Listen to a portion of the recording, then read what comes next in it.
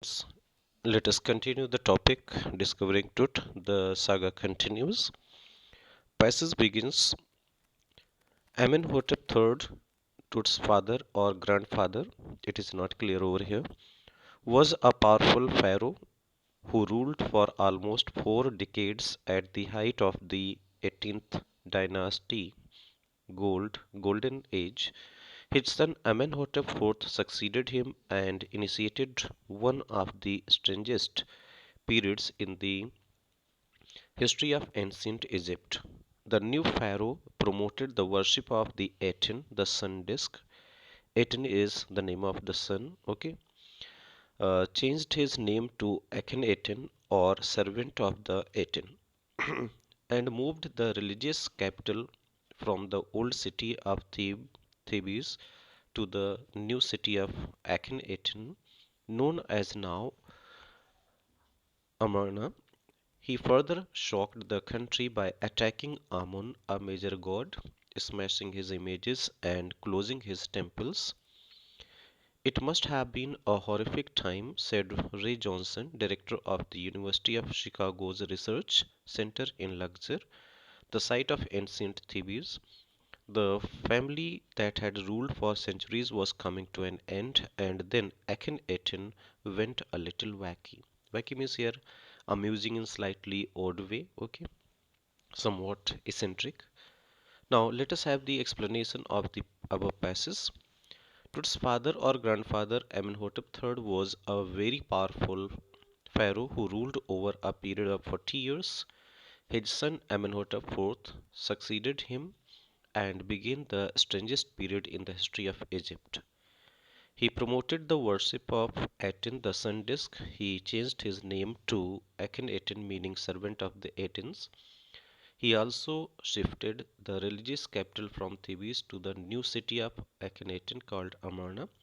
Further, he attacked Amun, a god, smashed his images, and closed his temples. Ray Johnson, director of the University of Chicago, said it must have been a bad time for the empire as the family who ruled for centuries came to an end and Akhenaten moved in an odd direction. Now, dear students, let us have the further passages from the textbook. After Akhenaten's death, a mysterious ruler named Ismenkhare appeared briefly and existed with hardly a trace, and then a very young Tutankhaten took the throne. King Tut, as he has widely known today, the boy king soon changed his name to Tutankhamun, living image of Amun, and oversaw a restoration of the old ways. He reigned for about 9 years and then died unexpectedly. Regardless of his time and the speculations about his fate, Tut is one mummy among many in Egypt. How many? No one knows. The Egyptian Mummy Project, which began an inventory in late 2003, has recorded almost 600 so far and is still counting.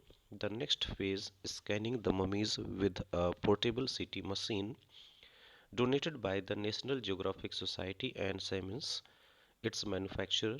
King Tut is one of the first mummies to be scanned in death as in life, moving regally ahead of his countrymen. So let us have the explanation. Another mysterious ruler, Esmenkhare, succeeded him and died soon. Next, Tutankhamun, also known as Tut, sat on the throne and ruled for 9 years. He worshipped god Amun in the old ways, however, he died mysteriously. Tut is one of the mummies in Egypt, whereas until now, with the help of the Egyptian Mummy Project, which started in 2003, almost 600 mummies have been recorded so far.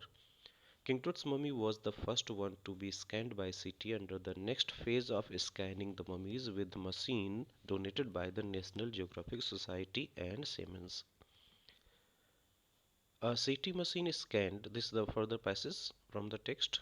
A CT machine scanned the mummy head to toe, creating 1700 digital X ray images in cross section Tut's head is scanned in 0.62 millimeter slices to register its intricate structures, takes an airy detail in the resulting image. With Tut's entire body similarly recorded, a team of specialists in radiology, forensics, and anatomy began to prove the secrets that the winged goddesses of a gilded burial shrine protected for so long. Airy detail means a strange image of Tut's head as visible with the help of CT scan. Forensics means the application of the scientific method to investigate a crime. Anatomy means the branch of science which deals with the bodily structure of humans, animals, or other living beings. Burial means here burying the dead, shrine, or holy place. The CT scan machine scanned the body by creating 1700 digital X-rays in cross sections. Tut's head was scanned in 0.62 mm slices to record the tiny details. The resulting image was very strange. A team of radiology, forensics, and anatomy experts started examining the secrets of the grave that had been protected by flying goddesses for a long time.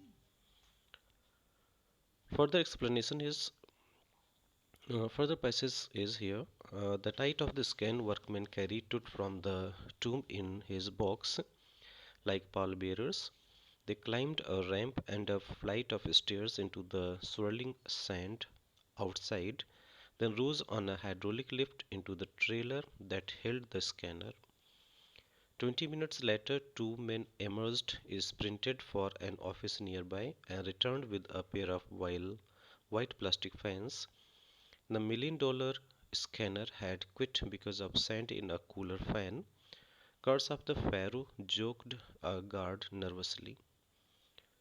Eventually, the substitute fan worked well enough to finish the procedure.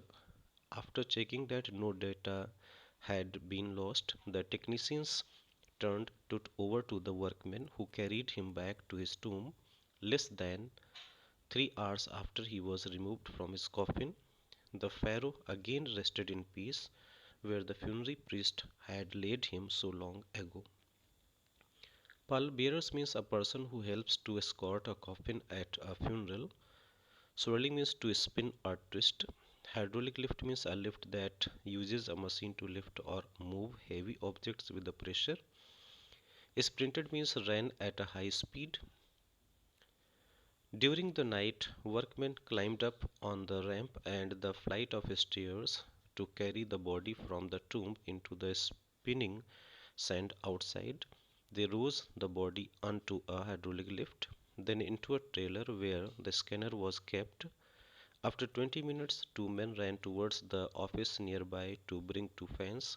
The scanner was not working as the sand had entered a cooler fan. The guard joked that it was because of the curse of the pharaoh because they had removed his body. Further passages from the text is here. So I think this is longer one. We will have in next lecture. Okay, students. So let us have only these explanations today, and further explanations will be made in the next lectures. Thank you.